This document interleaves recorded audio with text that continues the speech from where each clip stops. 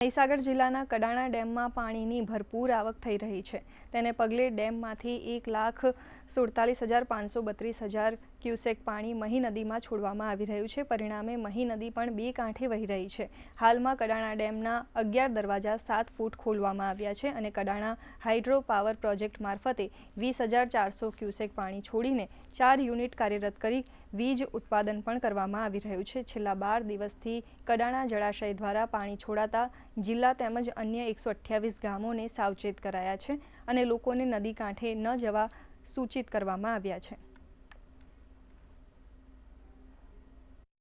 તો જિલ્લામાં આવેલો કડાણા ડેમ કે જે ગુજરાતમાં ત્રીજા નંબરનું સ્થાન ધરાવતો આ ડેમ છે। આ ડેમના કેચમેન્ટ વિસ્તારમાં ભારે વરસાદ થવાને કારણે તેમજ ઉપરવાસમાં આવેલ મહી બજાજ સાગર ડેમ તેમજ સોમકમલા ડેમમાંથી સતત પાણીની આવક કડાણા ડેમમાં થઈ રહી છે।